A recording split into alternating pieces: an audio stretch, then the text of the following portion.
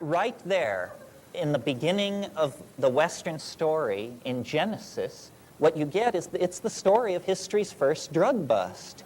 It's the story of a woman who follows her own mind and makes a decision about consciousness alteration, and then it works. I mean, she says, and they were naked, and she perceived them as naked. In other words, she got true information about the situation.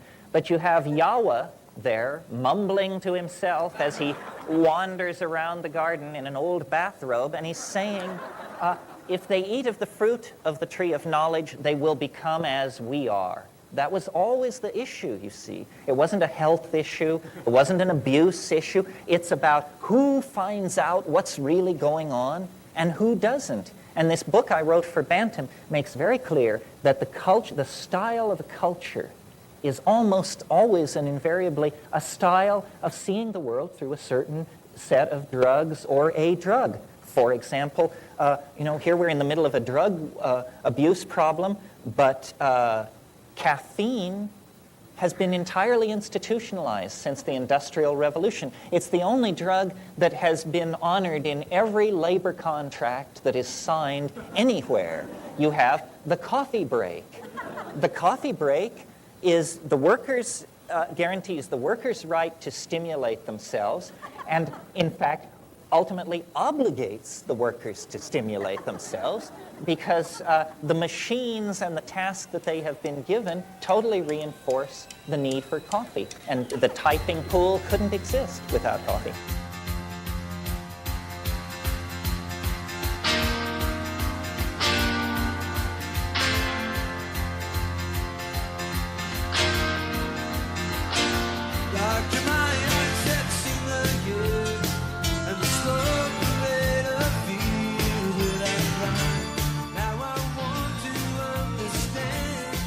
My eyes, I want to understand. That's Jackson Brown. You're listening to 101.6, 101.6, 101 Chicago Rock Radio. Not really. You're listening to Green Crush with Alan Park. This is our show today. Now, I'm cutting in before we get to the theme song because, unfortunately, I have some good news and some bad news. And when I say unfortunately, I, of course, mean that the unfortunate part is the bad part. We're live. We don't have Wi-Fi today, so we've had to do a bunch of other things to get us around the starting late hump. And before we get to our wonderful guest today, Jenny Hallam, she's in Australia standing by. Thankfully, that's not part of our technical issue. We've had all kinds of technical issues with every single show. What have we done, like 35 shows? And there's been a problem with it every step of the way. And today, we all of a sudden don't have Wi-Fi. So how is this coming live to you on YouTube right now? It's not. Unfortunately, you're not looking at it on YouTube right now. It's not possible for you, and I don't want to hear anyone tell me they saw it live in the moment at just after 2 o'clock on a Tuesday, because it's not possible. You're listening to this straight up as a podcast. And thanks for doing that. That's one piece of bad news.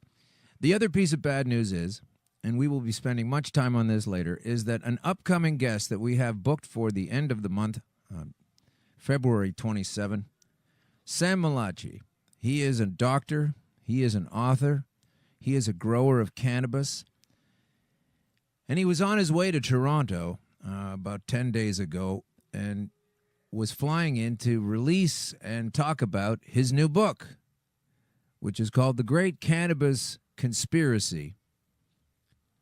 So that's right up our alley. And then I found out he was even a fan of some of the nonsense I used to perform on television and comedy and the CBC or whatever that company's called down there. Tries to put out funny shows here and there. Manages sometimes. Anyway, he was a fan of that, and we were looking forward to speaking with Sam and getting the word out and everything he has to say, which is he's probably one of the most knowledgeable people on the topic of cannabis that you're ever going to come across. And unfortunately, on the flight over here from where he was coming from, I believe Vancouver, to Toronto, he was felled by a stroke. And How about that? You've had a life where you've had cancer, where you've been a cannabis farmer, where you've done all kinds of incredible things, helpful things. I was so looking forward to meeting this man, and it's not about what I was looking forward to. It's about how tragic it is for someone of anyone. But this guy is a treasure trove of information. And unfortunately, the way things sit right now, he's on the dark end of a long fight, of course. And he will be, I'm sure, with his caring loved ones around him, taking the best source of cannabis he can find into his body, helping his brain. Let's hope. It's very upsetting to talk about these things whenever we have a loved one taken by some sort of horrible illness, but the instantaneous, rather shocking nature of this has left us at the show quite flabbergasted and upset about that, because I'm getting kind of sick and tired of a lot of great people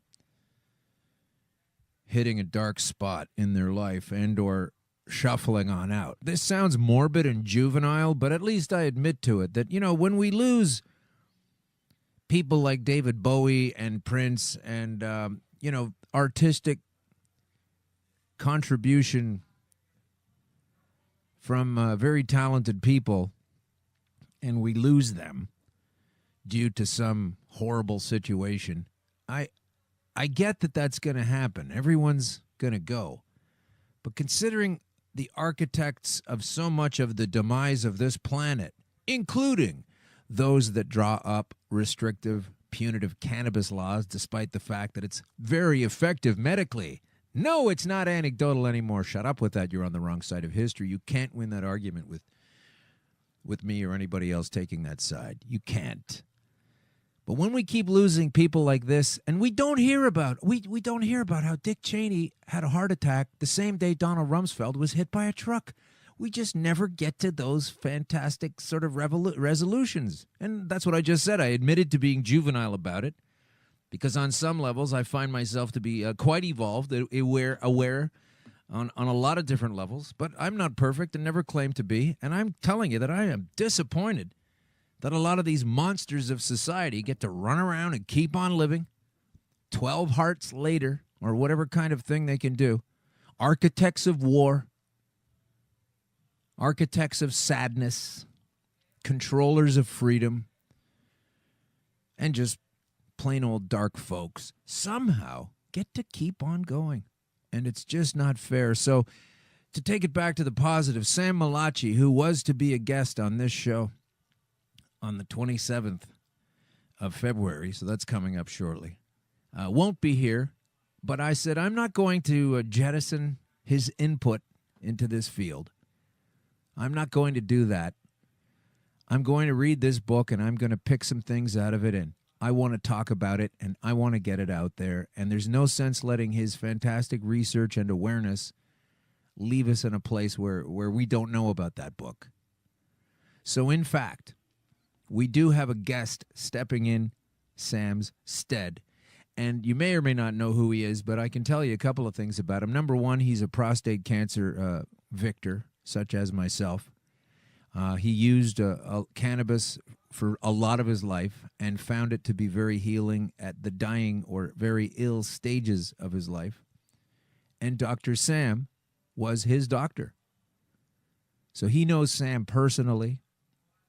His name is Paul Hartman. He is the brother of famous comedian Phil Hartman. And I spoke with him on the phone today, and it is going to be a hell of a series of shows that Paul is going to step up and fill in for Sam. So that'll be coming up at the end of the month, February 27. My best thoughts, and the team at Crush, all three of us, are hoping for the best, and a lot of things can happen regarding stroke recovery, and we think Sam is going to have some of the best possible medicine, and he's coming at it from a very difficult place. So, Sam, hang in there, please, and don't leave us yet. Meanwhile, Paul, myself, several other people are going to be involved in a fundraiser for Sam. both to get the word out about Sam and the fact that he needs our help now after providing so much informational help for the rest of us. So that's going to happen. And Paul's involved. A lot of people are involved. I'm happy to be on board. I don't even know in what capacity I will be on board, but this man needs to be have attention drawn to him because he needs help, and he has been helping us. So that really is the whole story. And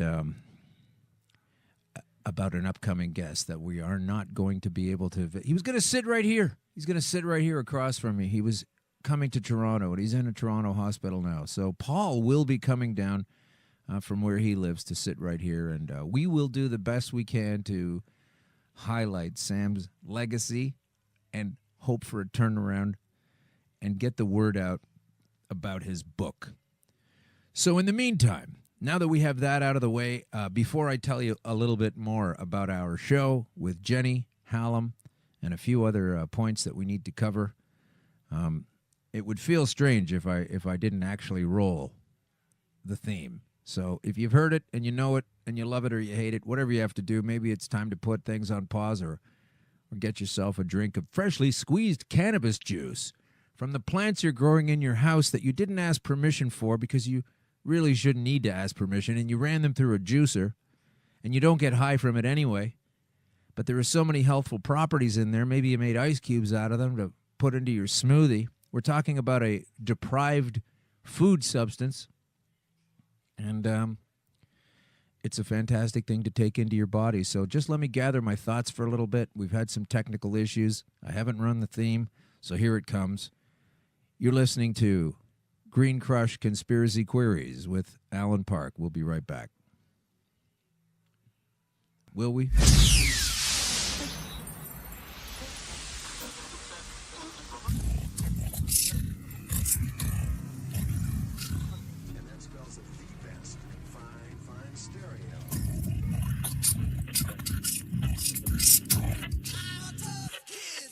Alan, Ladies and gentlemen, you're having a nightmare. What if it's true? ladies and gentlemen, Alan, it's a possibility, isn't it? the very word secrecy is repugnant Secrets. in a free and open society. And we are, as a people, inherently and historically opposed to secret societies, to secret oaths, and to secret proceedings. We decided long ago that the dangers of excessive and unwarranted concealment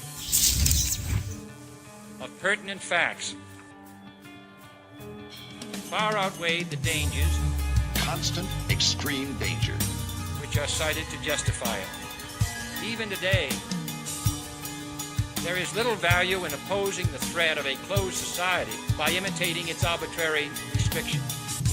Even today, there is little value in ensuring the survival of our nation if our traditions do not survive with it.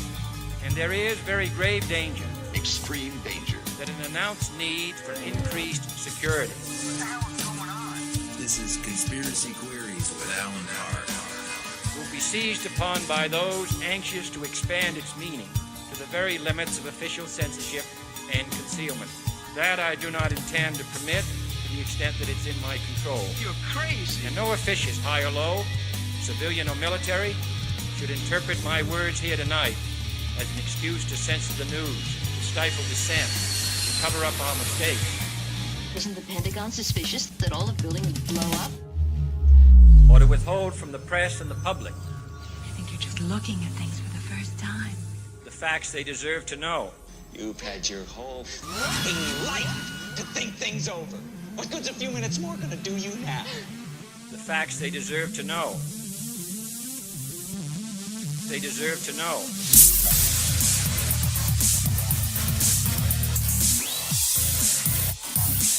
Deserve to know.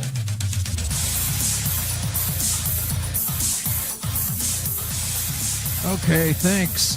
Thanks for giving me that little bit of time at the front end. Live is weird. Live means, well, we don't have 6 more hours to fix this thing. Just do it.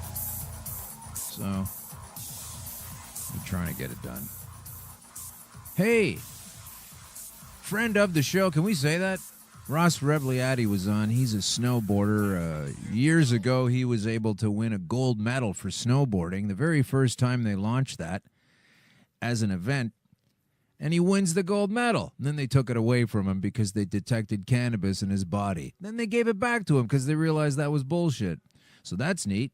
He was on the show. Very good response to Ross. He's got Ross's Gold, which is in Kelowna, and you can help yourself to some of his fine wares up in the beautiful hills of BC, the mountains up there. Oh, my God, it's a lovely place to live and be around. That's where Ross is. And it turns out he's got a movie out now. Here's the trailer for it. This is on tsn.ca. It's Sports Network, the Sports Network of Canada. And they've got a little story about Ross called Higher Ground. It was shot 2 decades after he became the first. Well, everything I just told you. I didn't tell you it was in Nagano, Japan. But anyway, he was beset with this stigma, right? So even though he got to keep his gold medal, a lot of people hated him because he was a bad person because he was taking cannabis. And those people are awful.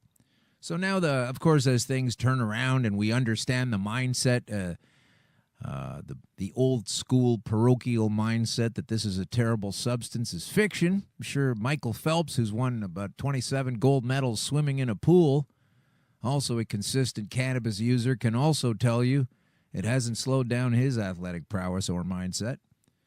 But here's the trailer for Ross Rebliati called Higher Ground, for the movie called Higher Ground. So here we go. Wow. What's that smell? He's going to grow up there. That's the smell of cannabis. TSN original program. Tonight out of Nagano, Japan. Canadian Olympic gold medalist Ross Rebliati, who won the gold medal in snowboarding, has tested positive for marijuana metabolite, a drug subject to certain restrictions. A passive amount of marijuana. The only explanation he can give is secondhand. The athlete Rebliati Ross is disqualified and excluded from the 18th Olympic Winter Games. What we're dealing with here is the reality of an athlete being stripped of a medal. The powerful stigma of cannabis played its part. I stopped snowboarding. I isolated myself. I had to reinvent my whole life. Yes, sir. He had to reinvent his whole life. And yeah, that stigma sucks. That is a powerful factor. I know when I was stricken with stage 4 cancer, if you're just joining us now, you're listening to a show coming from a guy who had stage 4 cancer and maybe still has it. They won't take that label away. But I had the fear running through me, not only of dying soon, as was promised. And as I take a look around the world today, I kind of feel upset about that promise not being carried through, to be honest with you.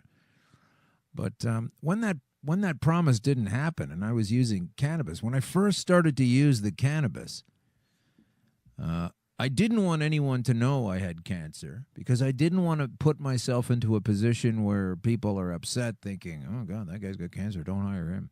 So I kept it hidden, and I also kept hidden that I was treating it with cannabis because it was illegal, and I didn't want to get in trouble. And I didn't want any extra attention of being a rabble-rouser and a bad person. I really was thinking those things. And then as the cannabis started to improve its take on my physical being and illness that was said to be 100% guaranteed downhill more quickly to the end until there was nothing I could do, started to reverse. To hell with my promise to myself to keep it quiet and to not share it with anybody. That was from a different mindset. I was like, I cannot hide this. I can't pretend that I'm not getting this kind of advancement.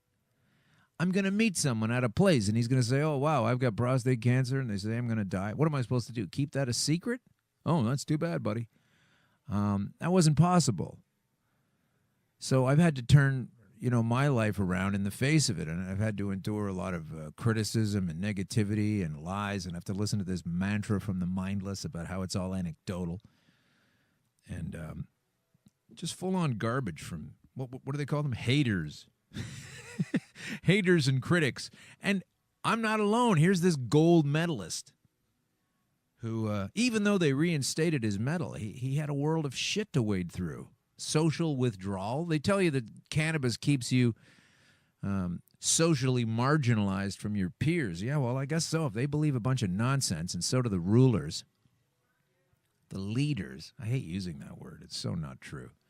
And we'll spend some time today on why that is. But you really have to rebuild your life. So what I'm trying to recommend right now to people is, I never tell people what to do because apparently there's some legal shenanigans surrounding that whole idea of giving advice. So what I like to say is, boy, if that happened to me, here's what I would do. So if I just got a terrible medical revelation, such as cancer or a liver disease or a brain condition, some kind of problem, before the medical teams of allopathy could come crash carting down the hall with their invasive fix of surgery or what have you, I recommend that to myself, by the way, just to myself, nobody else, I would recommend that what I would do, given that horrible news, is to start to jack up on this oil as quickly as possible. And no, let me clarify something else, not just CBD oil. I understand it's very helpful. It's a very healthful property. It's part of the whole package. But there is a moralistically driven, and when I say that, I mean artificially moralistically. I mean because you are a Catholic or because you are of some other faith that enshrines shame and fear into your belief system, which has weaseled its way into our judicial system. But you will have a fear of doing this for sure because you're already scared of the disease. But you can't possibly cave into the mindset of those that don't know what they're talking about, who don't believe it works as well as it does in the front. They don't believe this thing, this word they bandy about like it means anything. How about the research? How about the facts and the data before you? Never mind drawing laws up from what you believe, officer.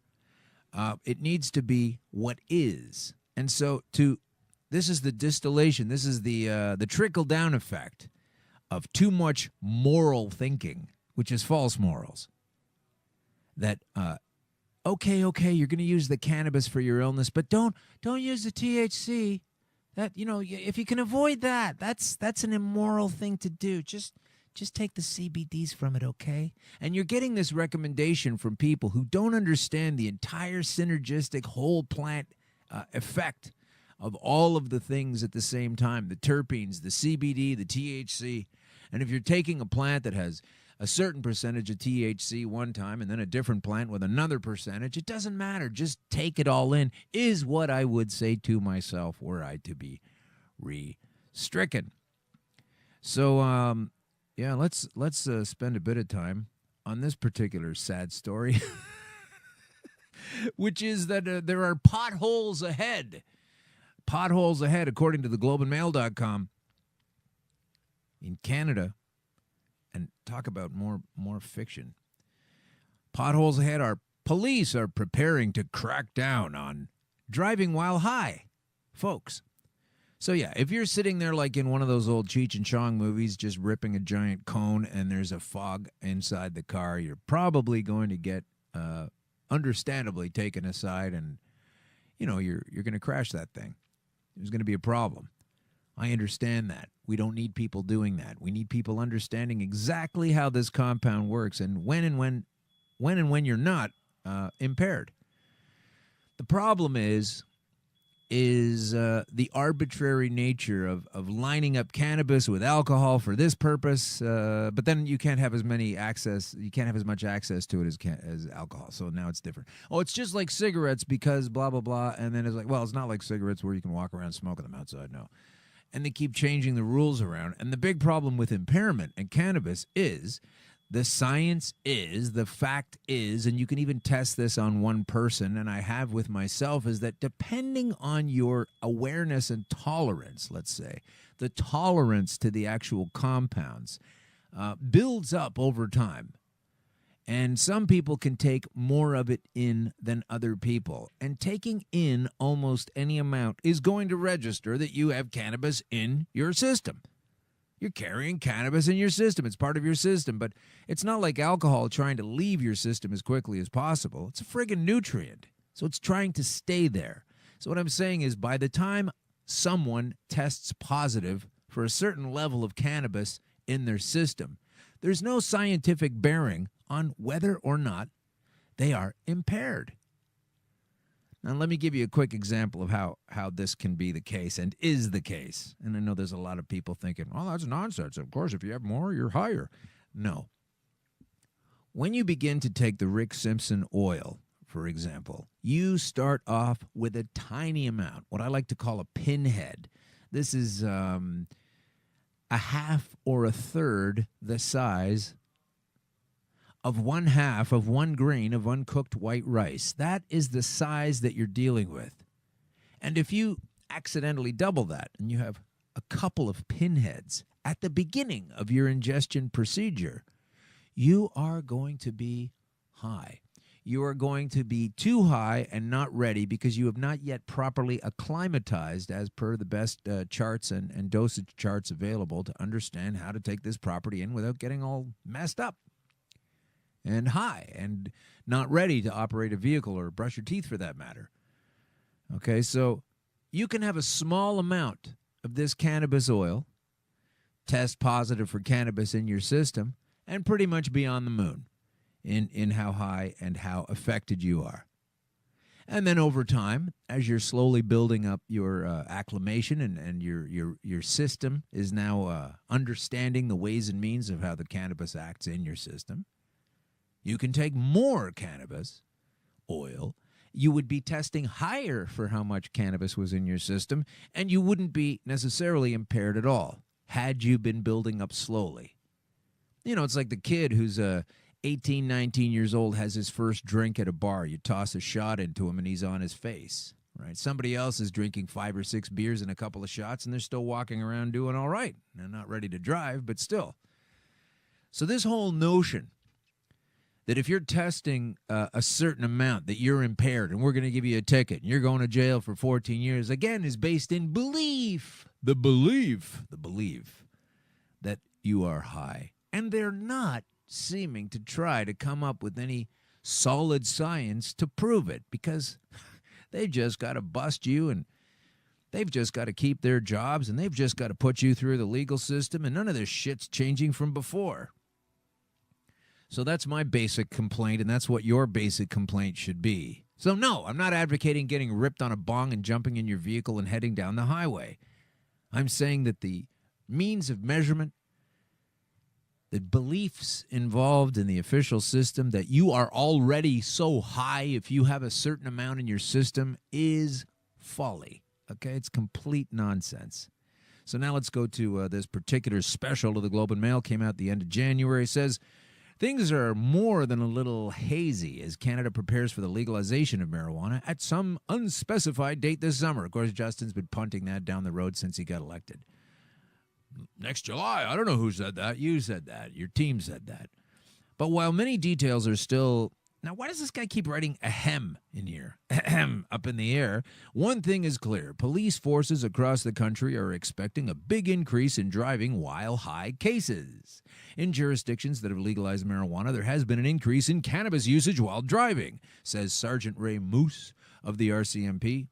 The facts bear that out. The number of Colorado drivers who tested positive for marijuana use jumped 145% from 2013 to 2016. Marijuana was legalized there in 2014. So right there, it says it. The facts bear it out that Colorado drivers who tested positive for cannabis use, okay, fine. There's nothing in there that says they are impaired. It's two different things and can be the same thing, but just because it's one doesn't mean it's the other. That you're testing positive for use doesn't mean you're all messed up. Is that clear? Do the people who like to argue against this point even comprehend this basic sentence that I'm saying, or are they clinging to an argument the other way because they believe things that they're told.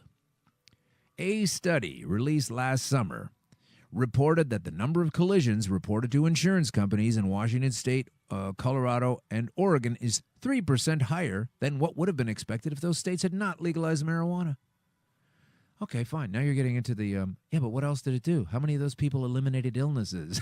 You're just gaming the facts here, big boss, big brother. Scarier yet, because it's all about fear, isn't it? Scarier yet is a recent Health Canada survey showing 39% of cannabis users polled said they had driven within 2 hours of smoking up. And once again, I say just because you have a certain amount of cannabis in your system does not mean you are impaired. It's not alcohol. Oh, sure, you want to compare it to alcohol in several different ways, but they don't want to appreciate that it's different on this front. They want to control it the same way. They want to distribute it and profit from it the same way, but they don't want to admit the differences along the way. These people are gaming the system. So with that in mind, Canadian police forces are gearing up for what's expected to come when cannabis is legal. While much of what police forces do won't change, because they didn't really decriminalize it, charging those who drive while high on drugs has been enforced for decades. Yes, it has. There is already a lot more emphasis on those who get behind the wheel after smoking marijuana. Emphasis, but no data. The RCMP, for one, have stepped up training with the proposed law in mind. That's aimed at giving our officers a better ability to detect cannabis impairment as well as other drug impairments. While the techniques are pretty much the tried and true, looking for unsteadiness, dilated pupils, lack of focus, and so forth, police do have one new tool in their arsenal.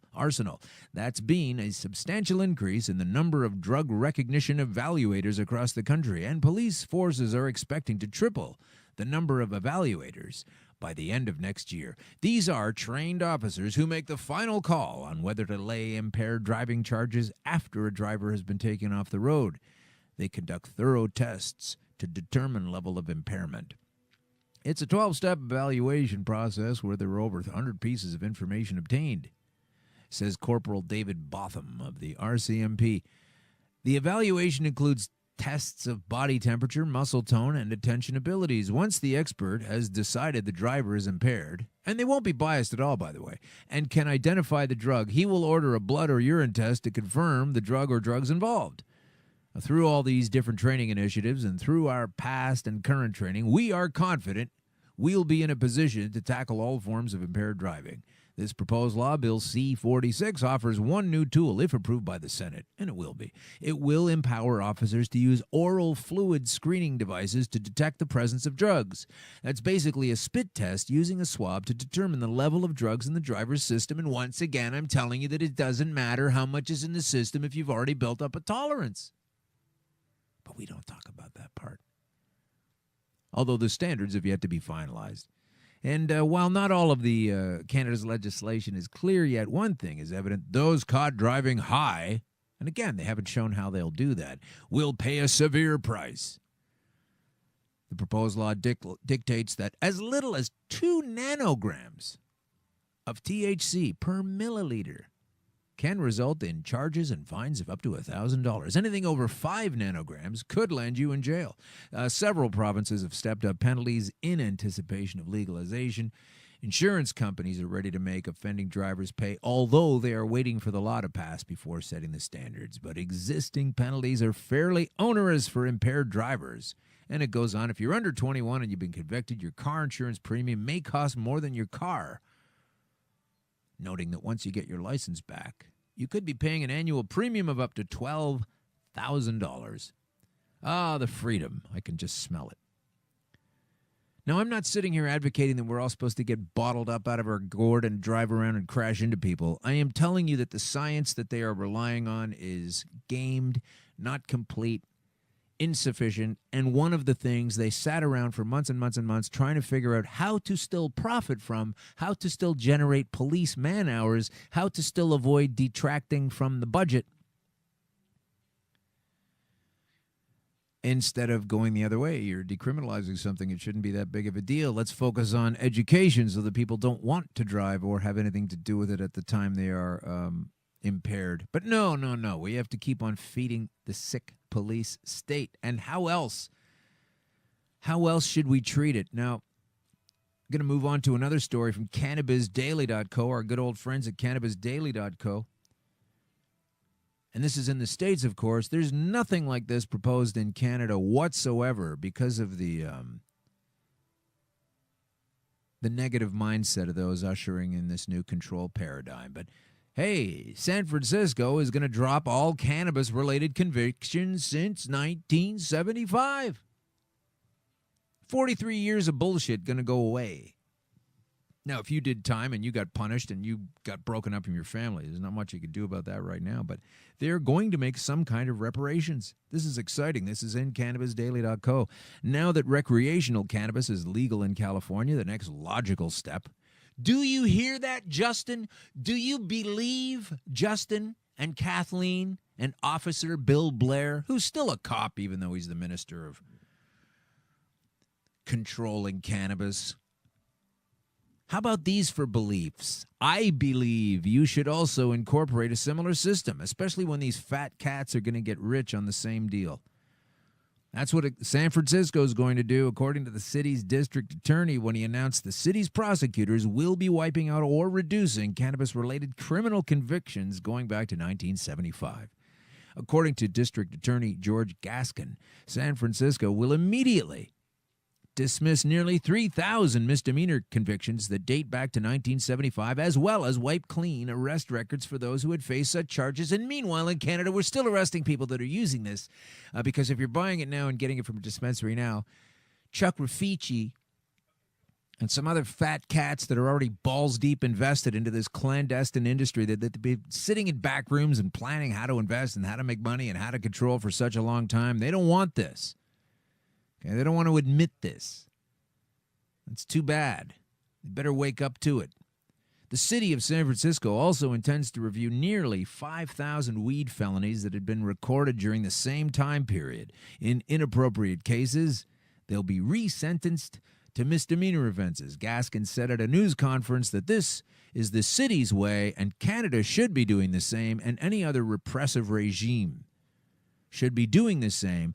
You need to address the wrongs caused by the failures of the country's war on drugs for many years and start to fix some of the harm done, especially to communities of color. And Justin and company, you can start doing that right now by stopping arresting people who are using a healthful substance. Cannabisdaily.go, sorry. Now, we are talking about the Prime Minister of this country, Justin Trudeau. This is the guy that insists that we keep on arresting people while the more intelligent of us on the planet are deciding to expunge old cannabis records because none of that's going to make sense anymore. What do you think costs more? What do you think costs more? Maintaining all of these arrests that they do in Canada so they can go into a courtroom and some intelligent judge washes the whole thing clean and they've wasted all the time and the man hours? Well, when you have a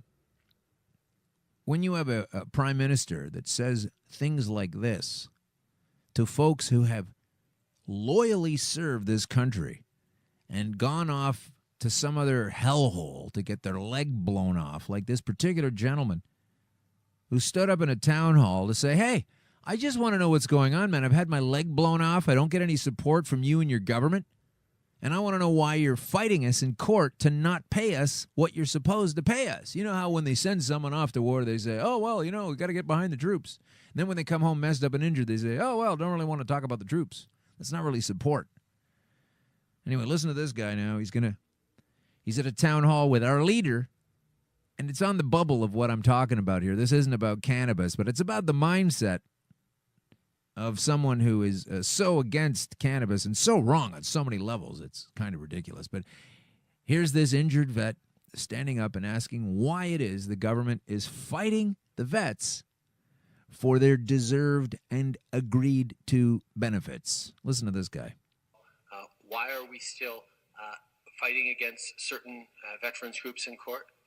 Because they're asking for more than we are able to give right now. Justin, are you kidding me? More than you are able to give. That's why you're fighting this guy with one leg. That's more than you're able to give right now. To see through the health and the best possible welfare of somebody that laid his life down in some shit zone that you were saying was a good idea to go visit at the time. And when you didn't blow your legs off, it was really important we send this guy over there. But now they don't have money to address it. Where do they get the billions of dollars to pump into foreign countries? Canada pumping billions of dollars into foreign countries. Where do they get the money to help beef up the Jordanian army? Did you say the Canadian army? No, I said the Jordanian army. Why is Justin Trudeau blowing millions of dollars trying to repatriate ISIS fighters? This is not the same category as a foreign refugee trying to come in who's been displaced by foreign fighting. This is a guy who is a foreign ISIS fighter. And you got some money for that guy, got some money for that guy, just don't have money for the guy that tried to stop the ISIS fighter who had his leg blown off. And then you get into the offshore tax havens of which billions of dollars are absconded by people such as, the finance minister of the country, Bill Morneau, Morneau. Check him out on the Paradise Papers, #Paradise Papers, #Bill Morneau, scam artist. This is the guy imposing a regressive tax system at the same time he's profiting from an offshore haven. And this putz doesn't have money to pay for this guy's leg? These are the people making the decisions that using cannabis is only going to cause problems. I say we have enough problems already with their avowed non-use of it. Thanks, Justin. Oh, that's just a one-off thing. He doesn't say things like that all the time. Well, I think he does, actually. Listen to what he says after this. A young gal in another town hall takes issue with what he has to say, and she rounds herself out quite nicely.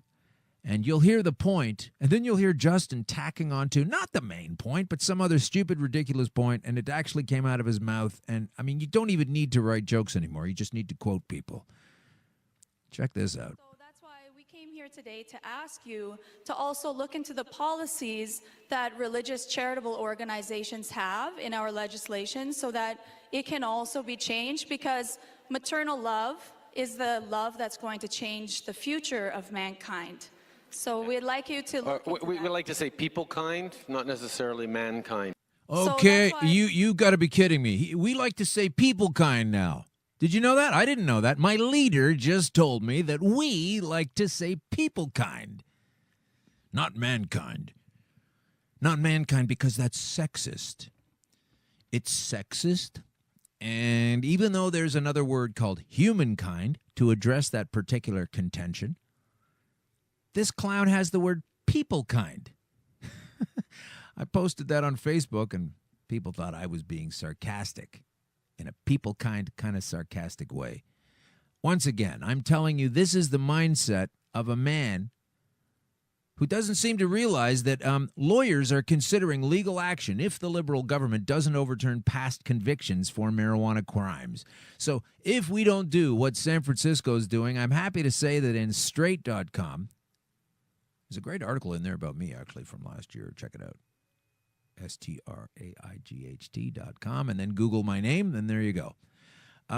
Lawyers in Toronto are considering taking legal action to push the federal government to grant amnesty for past marijuana crimes. There are lawyers who are coming together to consider that as an option if the government is slow. And I think we know the government is slow. And we have a slow leader, said Anthony Morgan, a lawyer with Falconer's LLP, quoted in a Canadian press story, also in the Globe and Mail. The Georgia Straight first asked Justin Trudeau about overturning past convictions for crimes related to cannabis when he was just a candidate for prime minister. He did give the impression that he was going to kick this thing through, and he was a social justice kind of avenger on this topic, but now he's turning into Stephen Harper 2.0. At a Vancouver campaign stop in August 2015, just before the election of October, Trudeau said it would be something a Liberal government would discuss as part of what was then an election pledge to legalize and regulate it. And what were they discussing? They were discussing expunging past criminal records, while they're now busily creating them. Still arresting people. That's something we'll be looking into as we move forward, Trudeau said back then. There have been many situations over history when laws come in that overturn previous convictions, and there will be a process for that We will set it up in a responsible way. The Canadian Press published in February this year a story providing an update on where that conversation stands. Last month, Safety Minister Ralph Goodale said the government was looking at the legal implications of amnesty but refused to provide a time frame. Well, it's not bloody well right now. There's guys getting busted right now today, somewhere, in a dispensary somewhere.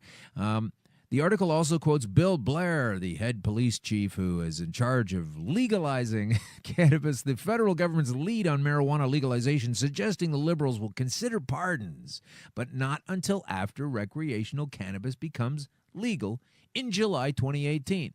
Now, Bill Blair says it's going to be July. Justin says, I don't know when it's going to be, and I don't know where we're getting that idea from. And his old minister is telling us this.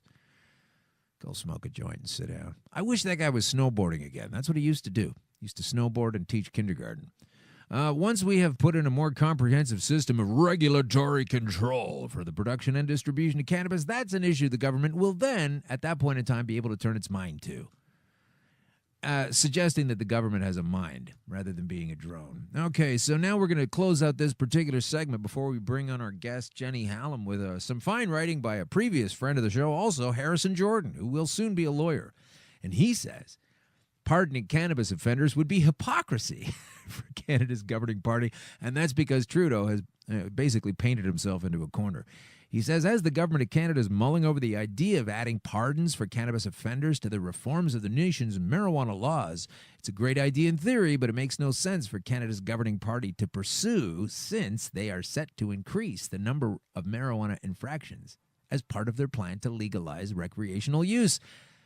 The Liberal Party plans to consider pot pardons later this year when the party holds its national conventions in April, according to a recent report from the Canadian Press. The Liberal Party has also opened up a channel to discuss pardons and other policy ideas on its website. Surely that's great news in favor of progressive policies, right? Yet at the same time, it would be absolutely hypocritical for the Fed Liberals to implement the pardons. Why? Because their upcoming bill to legalize it, Bill C-45, adds 45 new cannabis offenses to the criminal code. Folks, you got to understand this. I think there's 7 or 8 laws right now. There's going to be several times that. 45 different cannabis laws, including a law specifically criminalizing the possession of illicit cannabis. And illicit cannabis means it didn't come from the government profiteers. The purchase of even one joint from an illegal dispensary or a street dealer, if prosecuted as an indictable offense, carries a punishment of up to 5 years in prison. 5 years in prison for buying a joint off a guy at the corner. Because it's just like tobacco. Sure, there's an option for police to issue a ticket instead of arresting the individual, but that's at the discretion of the officer. So the consumer is at the mercy of law enforcement. We already know that certain segments of population feel the disproportionate impact of law enforcement include visible minorities. So that's written on civilized.life, www.civilized.life. Harrison Jordan, he'll be back in soon as we get closer and the smoke clears on some of the bullshit that these folks have been telling us about. So now we're going to turn to introducing our friend. We're going to make a friend. I've already spoken to her. Jenny Hallam. We're going to call her in a second. She's in Australia, so it's already tomorrow morning for her. This is all very confusing. Jenny Hallam.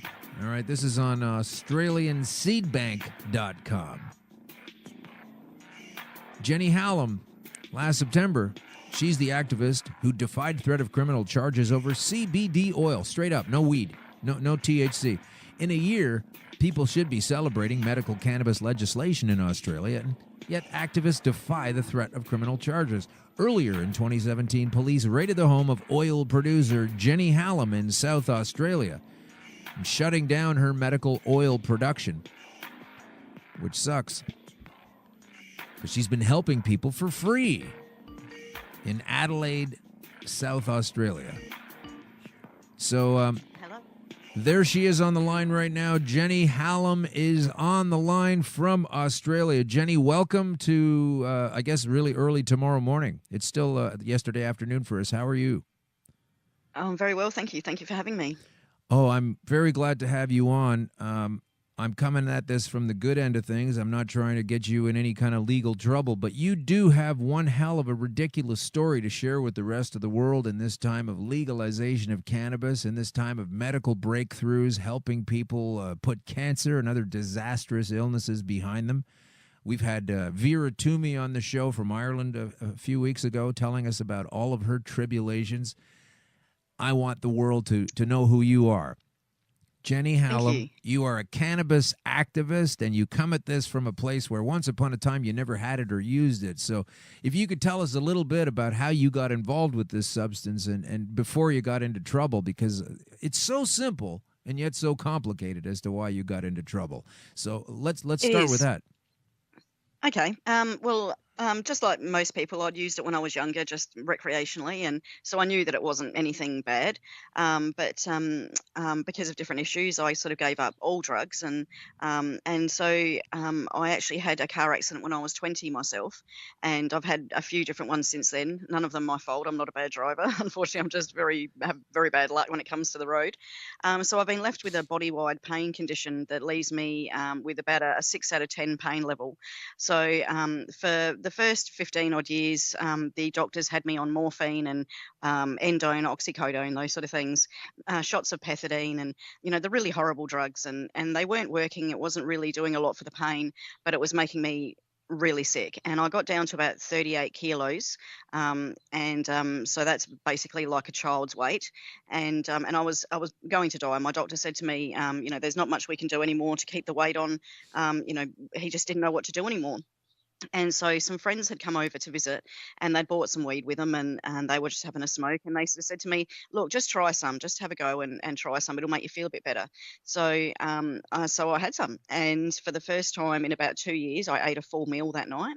I didn't have any sort of appetite before that, and I was always feeling nauseous and just didn't really feel like eating. But that night, I straight away ate a full meal, and then I slept the full night through, and I hadn't done that for years. Right. And I was just amazed. I just couldn't believe it. So the next day I had some more, and then the next day I felt better again.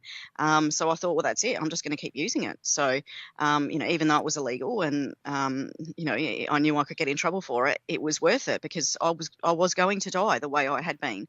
And this literally was saving my life.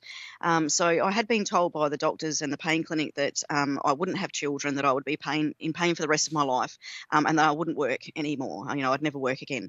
And I managed to prove them wrong, and I got a job as a waitress, and that's a pretty hard job if anyone knows what it's like to waitress. Sure. So I got back to waitressing, and then I got my own business, and just started getting better and better, and that was just from smoking it.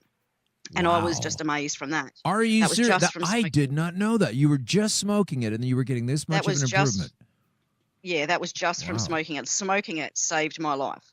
And that's why I keep sort of saying to people, if that's the only way you can get it into you, then do it. Anyway, so then I heard about a guy, his name's called Tony Bauer, and he was the first person making oil here in Australia. And he was doing it mainly for kids with epilepsy. So I contacted him and asked if he would be able to help me. And he sort of explained that he couldn't. And now I understand why. Now that I'm sort of in the same position, I sort of totally understand. But I sort of said, okay, no worries. And so I went away, and it took me another 5 years before I sort of found groups that were sort of talking about making the oil themselves. And, these were online Facebook groups. So I had before I even started making the oil, I had started to try and get it legalised, and I had started trying to work with some of the politicians, but our health minister here in the state that I live in was refusing to speak to anybody in regards to medicinal cannabis and was just putting us off to the substance abuse minister. Did they give a reason why? Did they say why they didn't want to talk to you? No, they just put us off they just said that they wouldn't discuss it as a health issue, that we needed to discuss it with the substance abuse minister. And I refused to discuss it with her because she didn't agree with cannabis. She thought it was as bad as cocaine and the other drugs, and didn't think people should be using it medicinally. So I thought there's no point speaking to her, and I didn't want to speak to them anyway. I wanted to speak to the health minister. It was a health issue. So anyway, so I got very frustrated, and in the meantime, I'd learnt actually from a friend of mine from Canada that you guys over there were making a cannabis-infused coconut oil, and so that was the first one I started to make, and I changed the recipe around a little bit, and made it a little bit better, and started off with that one, and that's the one I started using for myself at first, and within 5 months, I was off all of my pharmaceutical medications. So during the time that I was smoking it, I was still using the morphines and those sort of things, but I think it was more of a crutch because in my mind they had been the only thing that had worked, and I was still a little bit scared of going off that. So, but once I got the oil and I realised how much better that was, they just fell away. And so, like I said, within 5 months, I was off all pharmaceutical medications, and that was including antidepressants, all the opiates, everything, absolutely everything. And I was better than I had ever been, and everyone had noticed. So my family had noticed, my friends had noticed, and they were all saying to me, "What are you doing? What are you doing?" So I said, "I'm using cannabis oil," and they were all a bit surprised, and because it was strange at the time, it wasn't really a normal thing. So then a few people that were like a few friends and family that were ill themselves said, "Well, look, can I try some? Have you got enough?" And I said, "Yeah, I've got heaps of it." It was to the point where making it just for myself, I had so much that I was getting to the point I was actually throwing it away because the coconut oil only lasts 3 months. Oh, that hurts my feelings. Yeah, well, I wouldn't. Well, actually, I wouldn't throw it away, but I couldn't use it for humans orally. So that's when I started giving it to animals, and started using it on animals and using it as just a rub on and those sort of things. But I couldn't use it orally anymore. So so I would have to make a new batch for myself orally. So I did end up with quite a bit of it. So I started helping people's dogs and animals, and then I started helping other family members and friends, and then they got better, and so their friends and family members would ask and say, "What are you doing?" And so it sort of started to get around just word of mouth to start off with. And so at the time of my raid, when the police came to raid me, I was helping probably about 200 people. Just before we get to the raids, let's hear a little bit about what kind of conditions you were treating dogs with and friends and family. What was it all cancer, or what kinds of things were you finding it to be effective with?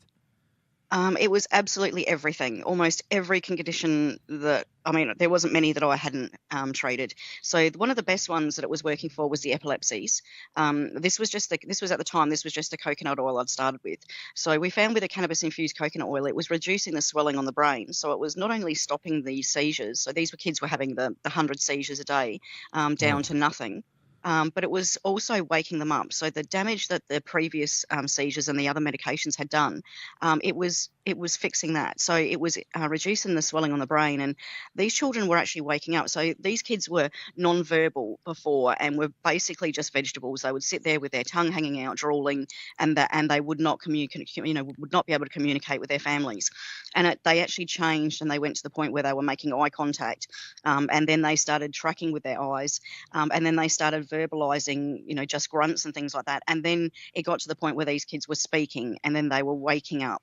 And this is when it started happening with like lots and lots of different children. That's when I realized there's something here. It's not just a fluke. There is something about this oil that is good. Right. And you were using it on kangaroos as well. Sorry for my non-Australian interest in the roos, but you actually had kangaroos that were not doing well, and you reversed that with some applications of the oil.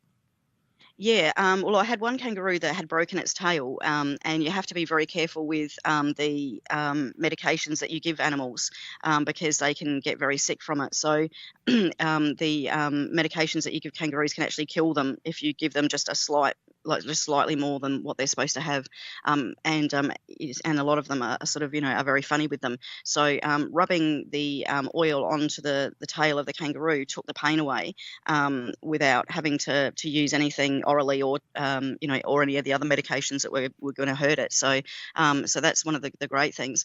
With dogs, we were actually using it orally as well. We had dogs with cancer and dogs with epilepsy and those sort of things. So we were using it sublingually with the dogs, and we were having fantastic results with those.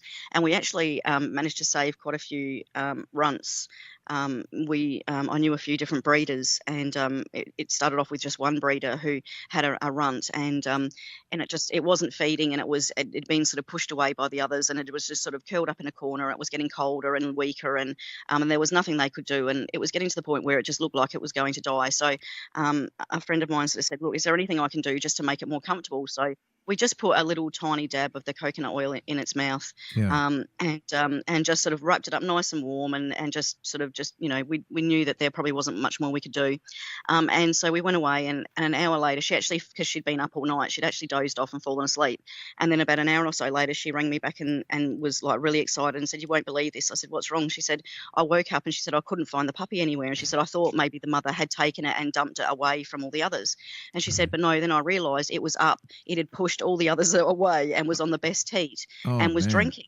That's amazing. And she said, that's amazing. And that one ended up being the strongest and the smartest out of the whole litter. So then we ended up doing that with the runts of all litters of different people that I knew, and we had that result with every other runt.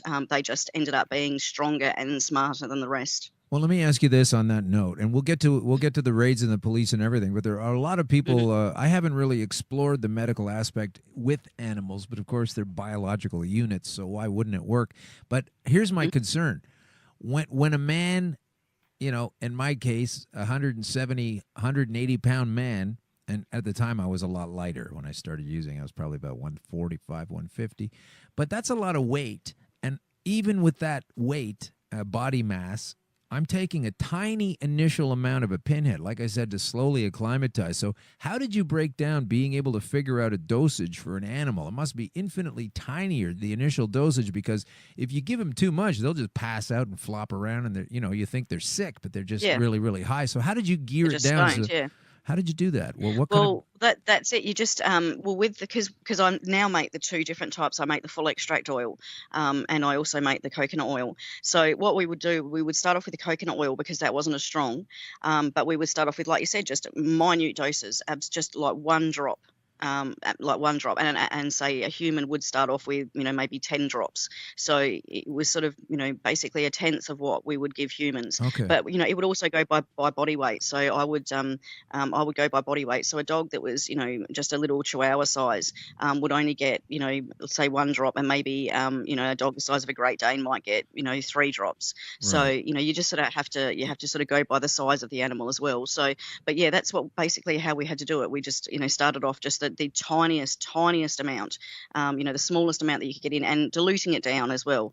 You start off by diluting it down as much as possible. So with the coconut oil, I would dilute it down with more just plain coconut oil, or with the FECO, the full extract oil, I would dilute that down with olive oil, so that we were getting just a diluted amount. And then as we were bringing their tolerance levels up, we would then take away that dilution, and so that you're only just sort of getting the actual oil itself. So so it's just a matter of just being very careful and just finding ways to break it down. So well, if you were going to give if someone here listening is going to try using this on their animal for all kinds of different reasons, their dog or their cat or what have you, what would you recommend at this point? What would you say to the person who winds up getting a dog that looks like it's going to die and is just like completely falling over and dizzy, and you think, oh my God, he's overdosing, and you get nervous about it?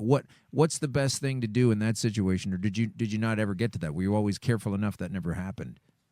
Well, no, occasionally you did. Occasionally, especially at the very beginning, you gave them too much and they would get stoned.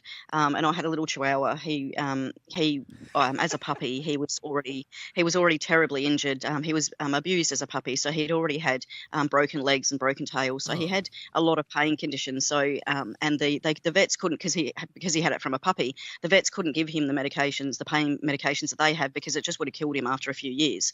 Yeah. So there wasn't a lot they could really do for him. So at the start, there were a couple of times when I did give him a little bit too much, unfortunately, but all that happened was he just sort of like looked at me as if to say, like, what's happening, and then just curled up in a ball on the couch and just went to sleep, and just slept for a little bit. And so when he needed to go to the toilet, he was a little bit wonky, so we would just sort of just guide him, and but he was okay. And like I said, and we learned very quickly that what is too much, and that was when we realized, okay, we really need to dilute it right down, and and do it that way. So so he probably was my guinea pig in a little bit, but he, considering the amount of pain he was in, I don't think he ever minded, because he always came back. Like he knew when I was getting the oil out. So, and this is funny. This is a lot of people tell me this is both with the kids that are nonverbal do this as well, but also the animals tend to do this. Is they know when you're getting it out. They see when you're getting out the bottle of it or wherever you're getting it from, and they know what it is. It's not long before they associate that is what makes them feel better, and so they stand there and wait for it,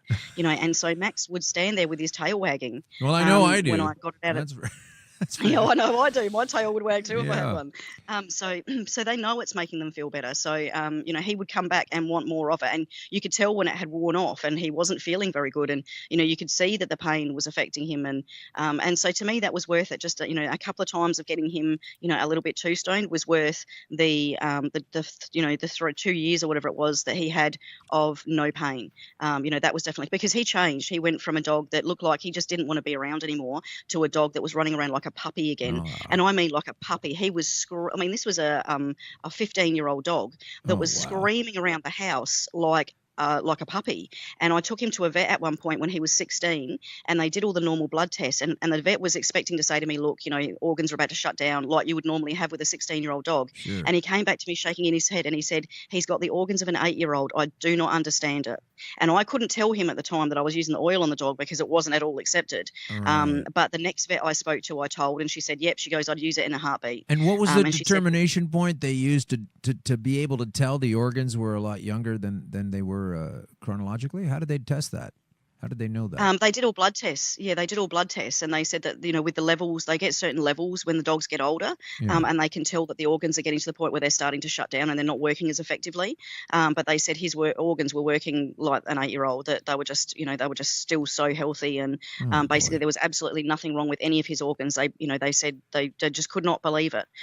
So yeah, it was just astounding. So that's incredible. Yeah. Well, I support Jenny Hallam, and you should too, listeners, because hashtag I support Jenny Hallam. Let me spell that. Hashtag I, the letter I, and then SUPPORT. Jenny is JENNY. Hallam is HALLAM. I support Jenny Hallam. You should support her, not just because she's going to help you figure out how to mend your dog or your cat or almost any biological kind of, person or not a person, but an animal. If you had a chimpanzee, or I bet you if you could get it into your sick goldfish, you probably turn that around. Mm-hmm. It'd be a bit hard to tell. Well, we have this saying that everything with a spine has an endocannabinoid system. So unfortunately, that means there are some politicians that don't. There you go. Yeah, well, no wonder they preach so hard against it. So, okay, so you start to realize, wow, this stuff is working on me. It's working on animals. And how far back in time are we now when you're at this realization? How many years ago? So this was 2015 when I realised it was really going well. Wow. And I started to reach out to a few other people that I didn't know personally. And so there were a couple of people that I'd seen on Facebook that were suffering quite a lot. And one was a kid called Ben Oakley, and he had something called stiff person syndrome, which caused these horrific spasms, which were like looked the same as a seizure, but unfortunately they were conscious during it. So it was like having a taser held to your spine, and they could go up to 2 hours at a time. And so I saw him having a video of him having one of those spasms, and I actually started crying because I had those spasms when I was younger, when I'd first had my pain condition. So I knew what they were like, and they were absolutely horrendous. And basically nothing was helping this kid. He was only like 20 years old, and he'd gone from being an athlete sort of condition to basically in a wheelchair. And I was just heartbroken, and I couldn't believe it. So I contacted his father, and I said, look, I'm not sure if it will help or not, but I've got this oil, and it's helping a lot of other people with autoimmune diseases, so it might help him. And so his father thought about it for a little bit. It took him a while before they decided to use it, but then eventually they did. And then after they did, it was literally the first dose had worked, and he straight away had gotten the pain relief from it that he hadn't been getting from anything else. And so it's basically stopped these spasms. So he was having them quite regularly. And since using the oil, it's been about 2 years. He's only had about 4 of these spasms in that time, and they've only lasted for a matter of like a minute or so each. Well, here's what Ben Oakley has to say on Facebook about all of this. This was posted by Roll On Ben Oakley. Roll On Ben Oakley. It's on Facebook. It says it's a plea for support. Now, it's just a fresh post from December 2017, December 28. He says, they say, we cannot express how important this is. We need your help to ensure that we can muster as much support to keep the incredibly generous and compassionate. And I'm also going to say sharp as a tack. God, it's 5 a.m. for you. Listen to how sharp she is, folks. This is not some stoner loser flopping around on the floor, doesn't know what she's doing. Jenny Hallam needs to be kept free from being convicted over an outdated and completely and utterly ludicrous law. And, you know, the people pushing this law are the same people thinking it doesn't do medically wonderful things. And, of course, they're ignoring the face of evidence. It says here, if there was any other situation, our Jenny would be considered a hero. And she is to us. Jenny has not only saved my life, says this Ben Oakley. She's not only saved my life, she has given me and so many others the opportunity to flourish and live again. So, Jenny, tell us why, with this kind of endorsement, with these animals doing better, with your friends and other folks that you were rubbing on with pain creams, you've found this has been a fantastic thing for your own personal health. You've been able to get off just about every single pharmaceutical you've been on other than using this oil. Tell us why you're maybe going to go to jail. I suppose you'd have to ask the government that. And there's a lot of people asking that same question here in Australia. We were told that it was legalised medicinally. Cannabis was legalised in November 2016. But unfortunately, people still can't get access to it. So even though it has been legalised since that amount of time, only 300 or less than 300 people in Australia actually have managed to get a prescription for it. So now, as everybody knows, there are a lot more than 300 people that want to access it. In fact, there are hundreds of thousands of people that want to access it. So this is a huge problem. And basically, we're told from the government that all we need to do is go and speak to our doctors and that they can prescribe it for us. But when we go and speak to our doctors, they say to us they don't know anything about it. They don't know anything about cannabis. They don't know anything about the endocannabinoid system. And they certainly don't know anything about a product and where to get it from. So we're very disappointed in our government. We think that if they're going to say that medicinal cannabis is legal, then the first thing they should have done was rolled out education programs for the doctors so that they knew what was going on and that they knew, at least what an endocannabinoid system was. Yeah. And that hasn't happened. So we know that they're not really too serious. So we know there's a fair bit of corruption going on, and that's why almost 2 years now or a year and a half now after they announced it was legal, we still don't have access to it.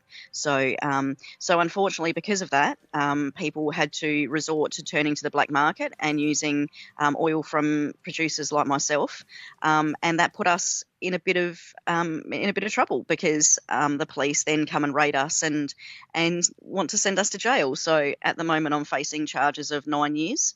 9 years. So it's 9 years. It's 7 years for manufacturing cannabis oil. That's a major indictable offence. So that's 7 years just for that one. And there's another 2 years for the supply and possession. So together, the two of them is 9 years, and that's considered a life sentence here in Australia. So basically, how we see it is they want to give me a life sentence for saving lives. So we don't really understand why they're doing that, especially considering when they raided me, they didn't charge me straight away. It took them about 3 months before they actually laid charges. So in that time, they had enough time to find out that I hadn't been charging for it, that I had helped lots of different people, and that it had been extremely effective for these people. And for some of them, including quite a few children, it was the only thing keeping them alive at the time. And that for me to stop would mean that these children would die. So they knew all of this, and they still went ahead and pressed charges. So it wasn't like I'd been charging, exorbitant amounts of money for it and had made, a profit off of all these people and had been living large on it. Sure. Basically, I had actually spent, I had saved up a house deposit to finally buy a house, and I spent that on it. And when I got to about $20,000 that I'd spent, I couldn't face it anymore, so I just stopped counting, and I just put all the receipts in a bag and just thought if I ever get arrested, I'll just give these to the police. So I've spent a great deal of money on it. And so I just sort of can't understand why they would want to keep continuing charges when, really, I was doing it for, even though legally it might have been wrong, morally, it was the right thing to do. These people were told they had no other option, that they were going to die without this medication. So, I was literally just keeping them alive until a legal product was available. Well, let me ask you this. This is incredible what you've done so far. You're just moving forward with the truth, and you're helping people out. Mm-hmm. Now you've got this spiderweb bureaucracy of nonsense in a country that's legalizing it anyway. A couple of questions for you. What do you say to people? Because I come across this all the time. A lot of us, the activists who may or may not have been in a medical situation but understand the truth. What do you say personally to anyone that says, well, that's the law. You have to obey the law. What's your 1 minute answer to that kind of claim? Well, we only get one life. So if you're told that there's nothing else you can do and cannabis is the only thing that will keep you alive, then I think it's a little bit silly to say that you'll just obey the law.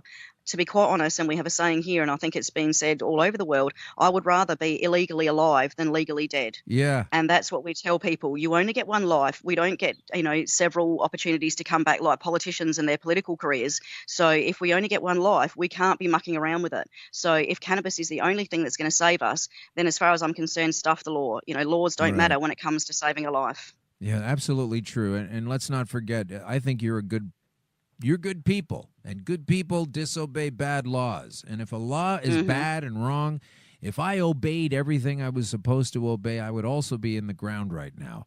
And that's not anecdotal. That's my story. And then there are hundreds of thousands of similar stories like this that all of us anecdotal people are not getting together at secret conferences at Davos to riddle the world with these stories where we're colluding to try to prove some fallacy. This is an individual story. We've got medical evidence to back everything up. So we've got, doctors' reports and everything to back up what we're saying. So, when it comes to going to court, we're going to have that evidence. We're going to show what it's done for people. So, they can't keep denying it. They can try, but eventually, they're going to have to admit the truth. Yeah, so you feel pretty confident. Now, what stage of legality? You've been to court. Where are you at legally in the process? You've been, you have to go back to court soon, and you will have a trial, or where are we at with this? Yep. Well, I've only just answered the charge. It's been adjourned quite a few times. So I've only just been able to manage to answer the charge in the lower court. So now we're moving up to the district court next. And I'll answer the charge again there on March the 2nd. And then from there, I'll be given a trial date, which will probably be towards the end of this year. And the trial could go from anything between 1.5 years to 2 years.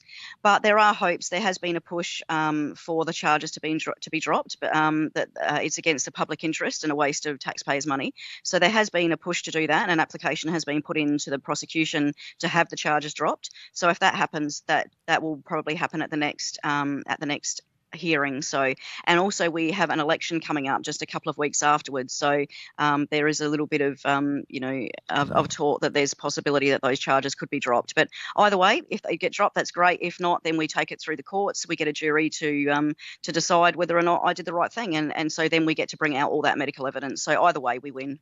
Well, that's going to be great, because I think by the time, not great that you're going to get, this kind of threat, but I think by the time you need to actually address this in court, there's only more medical evidence coming out every day. Your big problem is going to be collating it all and deciding which are the most salient and powerful pieces of medical evidence you can have to put your side of the story across.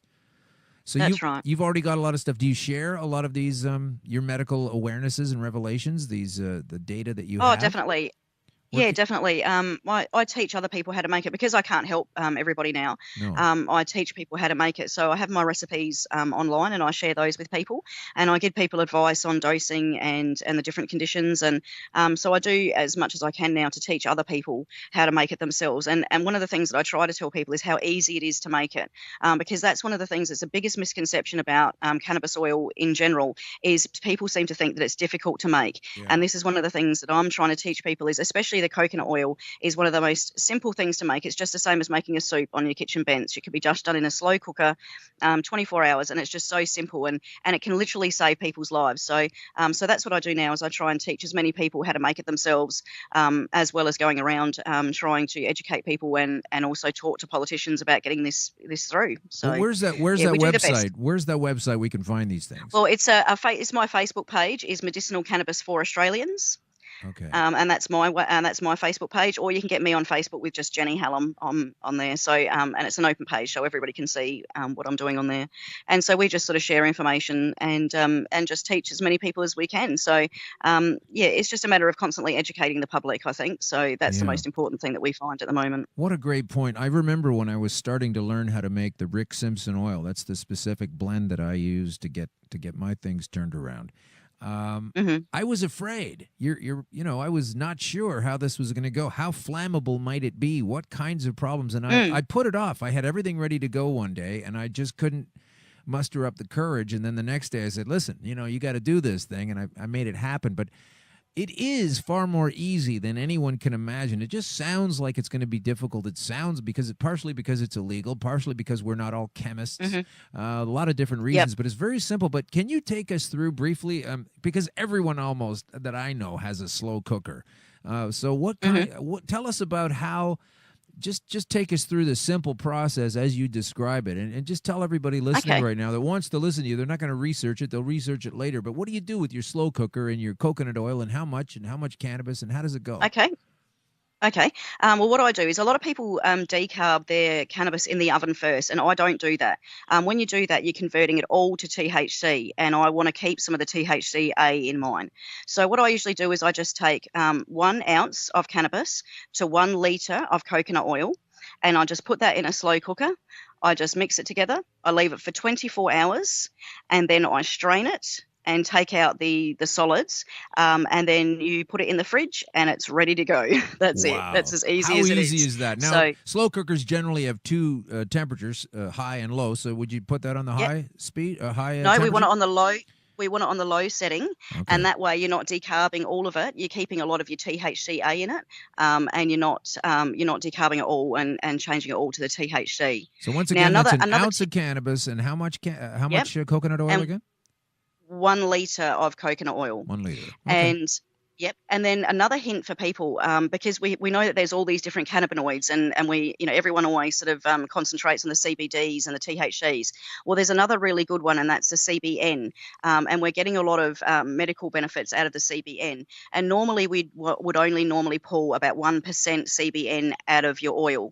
But a simple tip is if you can age your cannabis by to 6 months and let it really dry out so that it crumbles in your hand when you touch it, you'll draw out much higher levels of CBN, and so you'll get better healing benefits out of your oil.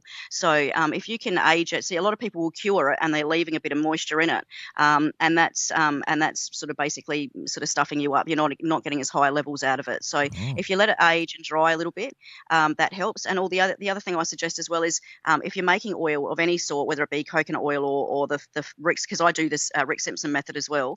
We just don't call it Rick Simpson oil because we know he doesn't like it to be called that unless it's him making it. Understood. So we call it We call it FECO or full extract oil, but I use the same process. We found that if you use just one type of cannabis for it, then you're sort of you're limiting yourself with the cannabinoids. So if you mix together at least 2 or 3 I use up to 7 different types of cannabis in each batch, you're getting much better mix of the cannabinoid profile and terpene and flavonoid profile than you would get if you were used to use one strain alone. So if you can't pick, especially at the moment in Australia, it's very hard to be able to get individual strains for individual conditions. So if you're trying to just trying to fix a condition and you can't get a particular strain, or if in my case you're trying to help many different conditions, so you need to get a mix of different things, then if you mix a few different strains together, then you get much better oil as well. Simple, effective, easy to do. Easy to do, and it makes completely good sense. So now that I have this liter of this cannabis that I've cooked in the slow cooker for, what did you say, 24 hours? 24 hours. So now I have this sludge, and I need to strain out the plant matter and just be dealing with the oil at that point, right? And then how do I dose that? Like do I need a tablespoon of that, or what do I do with that? The final product. Okay, well, first we'll go back. The sludge that you get left behind, the actual the cannabis that's left behind, you can actually still use that. You don't have to throw that away. It's just it tastes horrible, but you can put that in the empty capsules, and you can still use that. And a lot of people just throw that away, thinking that it's no good, but it's actually stronger than the oil itself because you still have the plant matter in it there as well. You just can't. If you were using it as an oil, you don't want to chew. You don't want to be chewing it. So, but if you put it in capsules, you can still use it, and so you're not wasting that either. So don't throw it away. Put it in capsules and use that as well. But with the actual oil, you keep that it's got to be stored in the fridge, and it lasts for 3 months. And how I usually dose it is I usually start people on children. I would give 1/4 of a teaspoon. And adults, I would start on half a teaspoon. And then basically what you do is, because every person is different, because it goes by not only just body weight, but also by the way people metabolize. So if they're a fast metabolizer, they'll use a lot more than if they're slow. So basically what you need to do then is every person has to adjust it personally, and they just increase it. And usually you can increase it about every 3 days, you can increase the dose. And so you basically just slowly increase the dose until you get to the level where it's working for you. That's amazing. So that's simple and easy, folks. You have a crock pot, you've got a slow cooker, you can do this. You can get this stuff into you. You know, were I to recommend that to people individually, which I don't do. So that's incredible. So who else is involved specifically in your fight right now? You can't be doing all of this by yourself. You have a lawyer, or how does it go? Yeah, I've got a legal team at the moment. So I've got a solicitor who does, a lot of the grunt work, and I've got 2 barristers, and one of them happens to work with Julian Assange. So I'm pretty lucky. He's a pretty big human rights lawyer over here, so he's giving advice as well. So I'm really lucky with that. They're both of them are doing it pro bono for me, but unfortunately there's still a lot of costs that we have to cover with bringing experts over and those sort of things. So it's still going to be a big fight, but we're really lucky here. We've got some amazing people behind us, and we're getting more and more people. But that's what we really need is in America and in Canada, you were really lucky over there. A lot of high-profile people came forward to support it, especially in America. One of the biggest things that changed people's opinions was when Jennifer Aniston stood up and supported it. And a lot of people that were real, goody two-shoes that never had touched any sort of drug before looked at it and said, well, if Jennifer Aniston can support it, then it must be okay. And this is the sort of thing that we need to have happen here. We need more people to stand up and say that they agree with people using it and that they don't think it's a bad drug. And we've got to stop calling it a drug as well. That's the other thing that sort of frustrates me. It's a plant. Absolutely. It's a plant. It is. It's a food. And it's a life-saving plant. Yes, and it needs to be scheduled that way. And I think we need to go back to the UN and really fix it there. This needs to be, we need to just end prohibition worldwide. This whole thing where we're having to fight, each country fighting individually to try and get it through. It's just ridiculous. This should be something that's just done worldwide, and they just say, right, okay, we were wrong about this. We shouldn't have prohibited it in the first place. We're just going to end prohibition on it, and okay, people just go for it. Do whatever you need to do. That would really help. And that would save millions and millions of people's lives. But unfortunately, this isn't a perfect world, and that's probably not going to happen. Right. Have you noticed, I don't know what they do in Australia, the way they do it here, and the way they do it a lot in the United States of America, and I guess other places too, but I'm most familiar with those 2 regions, is that they constantly go on and on about the costs of enforcement. Oh, this is going to be terrible. We're going to have to... we're going to be pulling over drivers, and there's going to be going to jail. This is going to cost a lot of money, you bad people that want to smoke this thing and take this thing, and now we're finally conceding enough. But boy, oh boy, you're causing us such a problem with your ingestion habit, and it's no good for us. We're going to have to spend so much money. And while they're having that side of the argument, they don't discuss the effect of what it's going to be doing to the medical systems of these countries. It's going to be drastically eliminating series of illnesses in so many people. You're not going to have seizures. You're not going to have nutritional deficiencies. You're not going to have spiraling towards cancer all the time because you will have been taking medicine. That's right. Well, we just look at one of the just one little girl that I've been helping. Her name's Caitlin Mosley, and she's on Facebook as well. She's an activist. She's fighting for it. Her mother Katrina has been fighting for it, and she was having to give her daughter CPR on regular occasions and having ambulances called out and hospital stays and ever since using the cannabis oil, she basically I think she's only had the ambulance called out once or twice, and she's only had a couple of hospital stays. So that has saved already the government thousands hundreds of thousands of dollars in medical costs for just one child alone.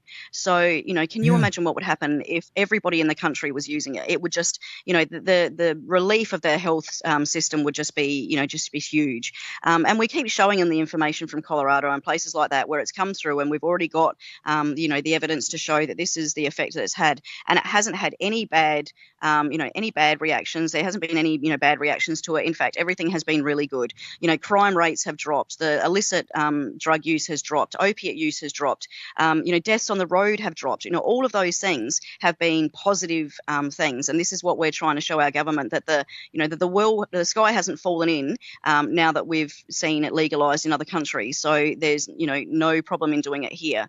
But we think that the biggest problem is that the government and specifically the pharmaceutical companies have seen the amount of money that they've lost in the countries where it has been, in the States and in America where it has been legalized, and they don't want that to happen here. So they're trying to hold on and stop it being as freely accessible as it has been in some of those other countries. So I think that's why here in Australia they're trying to stop the dispensary model so that we can't have access to dispensaries like you have in other places. And basically they just want us to have a pharmaceutical product that's only prescribed through doctors and dispensed through, we call them a chemist or a pharmacist. So they're really trying to control the way people access it. But people want to be able to have whole plant cannabis. They want to be able to vape it if they want, or smoke it, or ingest it raw. So people don't want to be told how to use it. They just want to be able to given access to it so they can use it however they want to use it. And isn't it funny though that while you're 100% correct about this, the underlying factor in all of this is that most people want to be doing this. A lot of people are learning how to do it, and I hope a few people have gone from not knowing anything today to learning how to do a lot of great things they can help themselves with. But where is this demand and insistence all the time politically from your government, my government, the UK government, the United States, this preaching about how wonderful democracy is and the will of the people and the majority, and we're trying to help everyone. And then meanwhile, it's this sliver of idiots that are keeping it from the rest of us while they pretend to promote, we have to go and kill a bunch of people in the Middle East to promote democracy. Exactly. It's like, why don't you promote it at home by accepting the facts, put your beliefs on a shelf, and just let us get at this plant? Because when I go home and have a little basil and tomato pesto salad tonight, I'm going to be using plants as well without any kind of trouble or oversight from anybody else. It's the same thing. Where is that? Who's calling them out on this other than ourselves and a few other people? It's a key issue. It is. And what frustrates me is governments are always going on about how they're trying to make the people safer, and they're doing different things to make the people safer. They want the roads safer. They want this because they want to save lives. Well, if they want to save lives, they could save hundreds of thousands of lives immediately by making cannabis accessible. And here in Australia, there have been polls done that say 97% of the population want medicinal cannabis available immediately. And not only that, 93% of the population want recreational cannabis available immediately. So that has to tell you, when the people are calling for this, but the government is still ignoring us, there is obviously some sort of problem. There is corruption somewhere, and we have it here in Australia because our Prime Minister here in Australia, his wife owns shares in the pharmaceutical companies that have vested interests in this. So this is why we're having problems here, because there's corruption that goes very high up, very, very high up to the top level. And so this is why it has happened the way it has. He instructed the health minister, the federal health minister, instead of having the laws to access it done federally, so that would be done immediately and would basically be done easily. What they did instead was they put it down into the hands of the states, and they said, okay, the states now have to organise access and figure it out. And so it caused chaos. None of the states knew what to do. Nobody wanted to be the first one to do it because, they didn't want to do it wrong. They wanted to sit back and wait for somebody else to do it first so that they could, fix all the problems that they had. Right. So that's what's caused the problems here. And that was done deliberately. It all could have been changed. It all could have been done on a different model, and we would have access now. But unfortunately, there is just too much manipulation. There's too much corruption, and this has to change. When our Prime Minister is bringing in laws and manipulating the system so that his own family is financially benefiting, that's when we have to start asking some questions and saying, is it acceptable that to make a little bit more money, he's allowing, so many people to die? So many people are dying. And just myself, from the people that I've been helping, at least 50 people that I was helping have died, in the time that I've been doing this. So, and in the time since my raid, there's probably been about 15 to 20. So, and some of those have been children. So, I'm really angry. I'm really, really angry that they have promised this, that they've dangled this carrot in front of people, but now they're just pulling it away every time, they're reaching for it. So this is just torture. It's just torture to the people that are the sickest and those that are dying, because they know that they don't have the time to wait around for a legal product, and the government is just putting this off time and time again. Well, Jenny, I'm sure glad I'm on the same side of the ledger about all of this as you are, because I'd hate to take you on in an argument.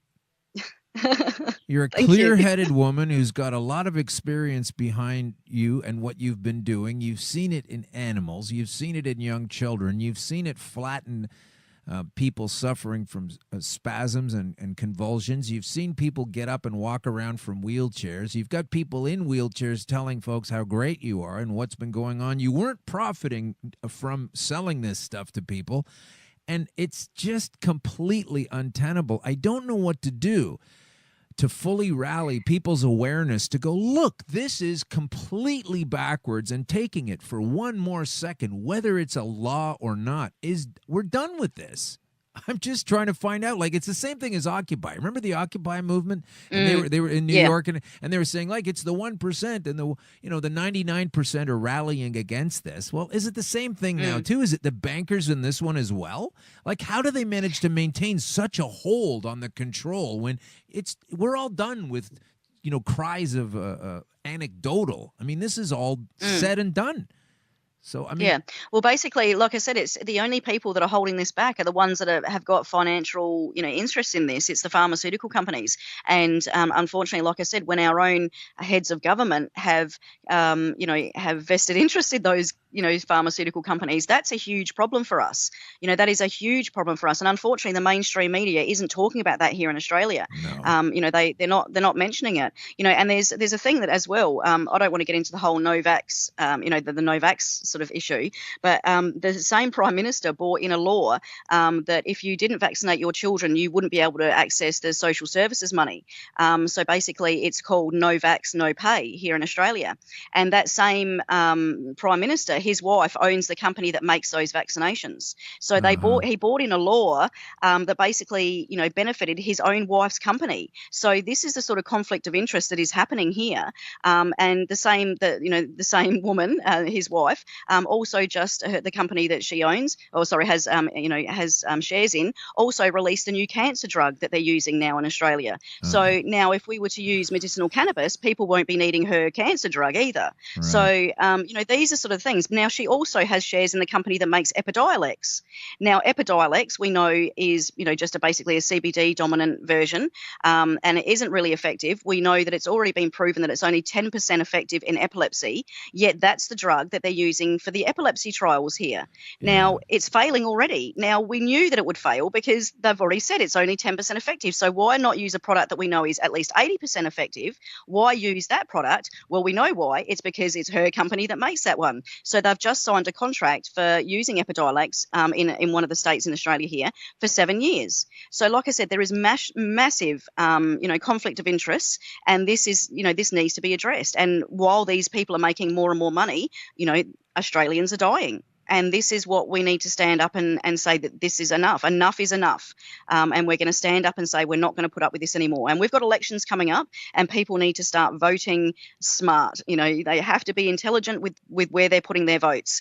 They have to really look into the different parties and what their policies are on cannabis, and really think about what they're doing, because we had our last federal election and people just voted for whoever they thought was a friend of theirs or just happened to know. And it split the cannabis vote in the community. And rather than getting somebody in, we didn't get anybody in. So, this time we have to be smart, and we want people to think about what they're doing before they, write anything down on that ballot paper. Well, you're absolutely right. Jenny Hallam, it's been so great speaking with you. Now, we do have a couple of places where you're going to need to go, folks, to keep following Jenny and her saga. Now, I'm going to have you back on the show if you'll have us. And it'll probably happen before you go back to court, but we will have heard so many other wonderful things at that point. Is that okay? That would be lovely. We'll get you back on in a few months or so. We're blazing some new trails, getting a lot of people like yourself on, but we will want to come back to you. Yep, that would be lovely. I'd be happy to come back again. So we can find you. Like I said before, there's this page on Facebook. It's called ISupportJennyHallam.com. # Hands Off Our Healers. We support Jenny Hallam. So if you want to support Jenny and you want to understand what she's going through politically, legally, and most importantly, biologically, do get over there to Facebook. And she's also available at support Jenny Hallam. That's another support team of Jenny's. And, of course, Jenny is on Facebook as Jenny Hallam. Last name is Hands. Is that your original That was surname? my maiden name. Yes, it was. Your maiden name. So that's in Hanns. And Jenny is absolutely, as you can hear, a very clear spoken. This is the joke I hear. You know, everybody tries to chip away at this. I know. They make us all sound like Cheech and Chong. And no offense, I'm trying to get Tommy on the show. But not everybody's a vacuous stoner. And they were only playing those roles anyway. So. Exactly, and that's what people need to realise, that there's good, intelligent people that are cannabis users, and we're not all lazy stoners. So yeah, it's time we get rid of that stigma. It is definitely time to get rid of that stigma, and it's definitely time to get yourself at least a secondhand slow cooker. It sounds like, and an access to some good coconut oil. That's right. to go with the cannabis. So Jenny, we're going to let you go. We got some more things to do on the show before we leave, but I'm really happy to have met you on the phone, on the Skype, and we'll definitely have you back and hold it together. There are people in the world that want to help you, and the more focus we can bring into people in a similar plight, the sooner you're going to be out of trouble, you know?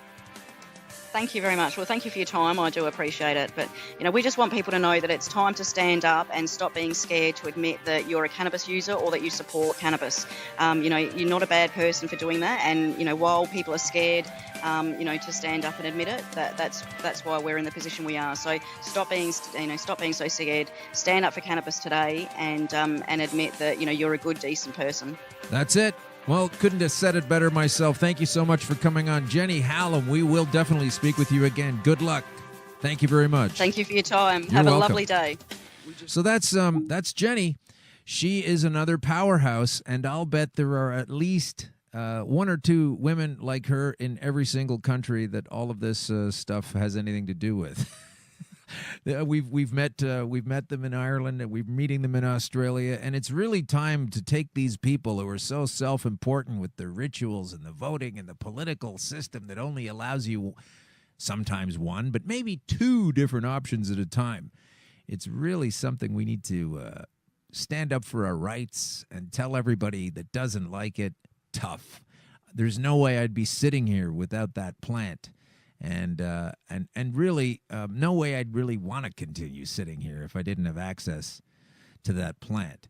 So that's Jenny Hallam. What a fantastic, strong, powerful voice, very knowledgeable. And once again, I would love to hear her in a courtroom. Not that I want her to go to court, but I'd love to hear her deal with these accusations about she's not really on top of it, and she doesn't really know what's going on, and she's not really all about the science, and the doctors say that what she says is not real, etc., and on it goes. It's very offensive to your awareness, and it's only slightly more offensive to people who have suffered some kind of malady that cannabis has turned them around from, and I obviously include myself in that particular group. So just before we get to the end of the show and sort of moving more into the conspiracy aspect of it, and I mean, how can you ignore the conspiracy aspect at this point? It's obviously a scam going on. Now listen to this. Jody Emery also was on the show. She's quite distressed right now because the Royal Bank in Canada has closed her account. This is someone in her 30s. She's had this bank account since she was a teenage babysitter. Lawyer here in Toronto says her account closure for conviction, because she was found, dealing and being involved with cannabis and selling it, and this is terrible now. They've been reprimanded, that her and her husband Mark have been reprimanded. Can't sell it anymore because now the cops are going to sell it. Now the government's going to sell it. She doesn't even have a bank account. She was distressed to learn that Royal Bank suddenly notified her it was closing her account and stopping her credit card. She says she has had that account since she's a little kid. She believes the bank is making the move because she has a criminal record for cannabis, and distressed to find out that she doesn't have banking abilities. Pay your rent, that kind of thing. That'll make it easier. In December, her and her husband, Mark Emery, the Prince of Pot, pleaded guilty to a number of drug-related charges in a Toronto court, were fined a couple of $100,000 each, And she says she needs the account to pay the penalty as well as to pay her rent. Who's not going to believe that? Why is this a problem for these people? She says that they're being discriminated against and people in her similar situation because a stigma that doesn't relate to any sort of dangerous or threatening behavior. And she hopes she can find a credit union or another bank to take her. A lawyer says he doesn't think that's exactly why she doesn't have the account, but I can't imagine why else she wouldn't. Thanks a lot, Royal Bank of Canada. Now, let's turn to Now. There's a publication in this city, and you can get it online at nowtoronto.com. Who's making a killing on weed? Here's a not-so-short list of ex-cops, politicians, and friends of Bill Blair, the police chief extraordinaire who's ushering in his red-nosed, Rudolph the Red-Nosed Reindeer alcoholically tinged legislation. Chuck Rafici, or is it Rafisi? Either way, here's what he's doing. He's the former chief financial officer of Justin Trudeau's Liberal Party of Canada. He's also a founder and a former CEO of Canopy Growth and Tweed Marijuana Inc., the country's largest licensed producer, and he made a killing when Canopy took over Tweed and is reportedly still a shareholder. Meanwhile, you might go to jail for 5 years for selling a joint if you don't have one. Currently CEO at Nesta Holding Company, the premier partner for companies within the cannabis space. His potential conflict of interest, according to Now, is as the former overseer of the finances of the Federal Liberal Party. His connections to moneybags contributors in the party run far and deep. No doubt he's turning a few of them onto the big bucks to be made in the business of weed. This is one of the main guys who got this thing pushed through. Him, along with, what's his name there? Stephen Bronfman, who, as we have detailed earlier on the show, have spent all kinds of time studying the family model of how rum running across the border when there was illegal alcoholic consumption rules in the States, and Canada was providing, Canada through Saskatchewan, through this guy's forebears, were profiting on it, and once it became legal, making tons of money. And they took that same template now, clearly, and they're using it with cannabis. Mark Zekulin, the president of Canopy Growth, also the company's legal counsel and former senior advisor to ex-Ontario Finance Minister Dwight Duncan. His potential conflict of interest, his resume includes a gig as a senior policy manager for the Business and Industry Advisory Committee to the Organization of Economic Cooperation and Development, the OECD. He boasts a high-profile and international corporate the OECD boasts high-profile local and international corporate clients, as well as counsel at the Ottawa, Washington international trade law firm of Cassidy Levy Kent. Norman Inkster, former head of the RCMP. Here's another cop. He's an independent director at Metrum Health Corporation, and if you look them up, you'll find a tainted cannabis scandal there. Like most of the licensed producers in this country that we are bound to deal with, as opposed to using our own freedom, picking it wherever we want to pick it, and buying it wherever we want to buy it, and giving it whenever we want to give it. The director at Metrum Health Corp, which was acquired by Canopy Growth last year at about this time. Potential conflict of interest, police and corporate connections. Norman Inkster is a member of the Canadian Association of the Chiefs of Police. Like they didn't have anything to do with this. Like they weren't for investing on this when they knew it was coming, while they were still arresting people. The Canadian Association of Chiefs of Police and the International Association of Chiefs of Police. And served as a member of the Investment Advisory Committee, a Bay Street investment firm, Westerkirk Capital, until 2005. Even Bill Blair has admitted there are some ideological and political aspects to this. Yeah, tell everybody that used to use it they're a criminal, and tell us all how you're going to be selling it now, and you're not a criminal.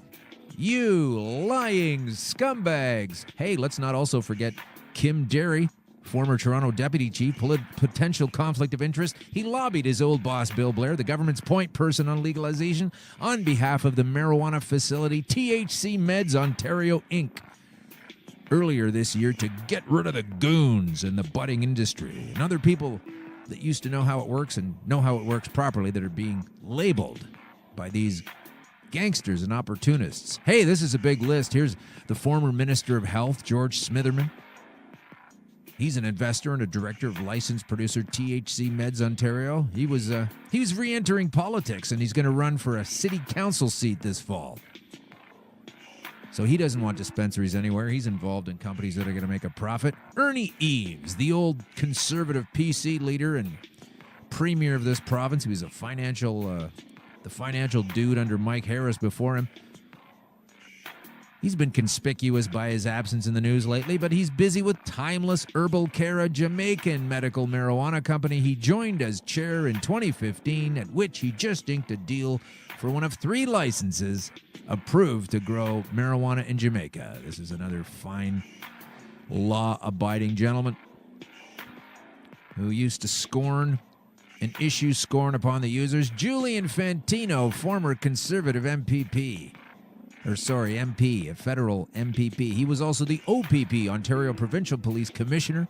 He was also the Toronto Police Chief. He's also put a lot of people in jail for using cannabis, and he's now rolling around like a pig in the trough as the executive chair of Alifia Inc. Alifia. Now, there's a cannabis company you want to avoid.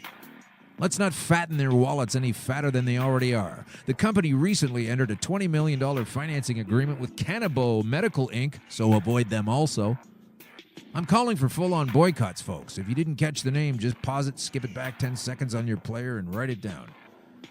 Cannabo, Canada's largest physician-led, referral-only clinics for medical cannabis. Potential conflict of interest after spending a career pushing reefer madness and once likened decriminalizing marijuana to murder, along with heroin comparisons, the former Toronto chief says he's turned over a new leaf.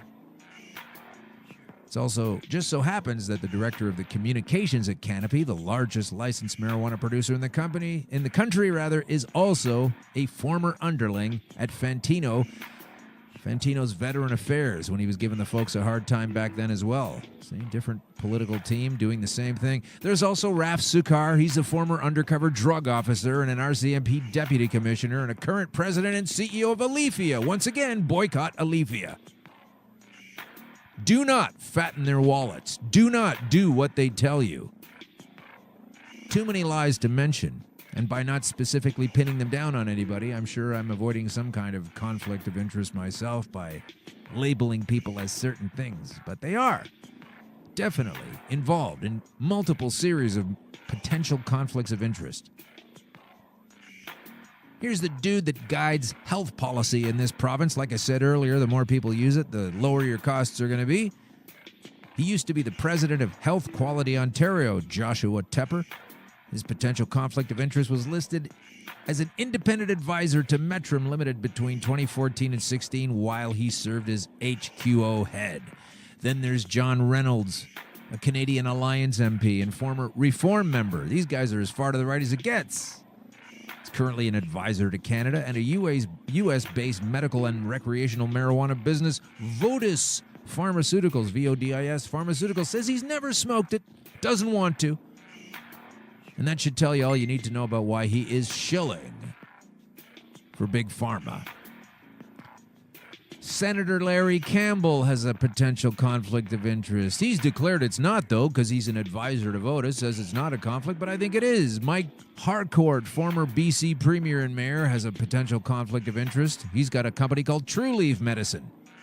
The U.S. Security and Exchange Commission recently approved a share offering that will allow the company to crowdfund up to $10 million, and Jody Emery can't even get a bank account. Herb Dallowall, former Vancouver MP and federal cabinet minister, oh God, he's got a conflict of interest. You know what? I've got a huge list here of potential conflicts of interest.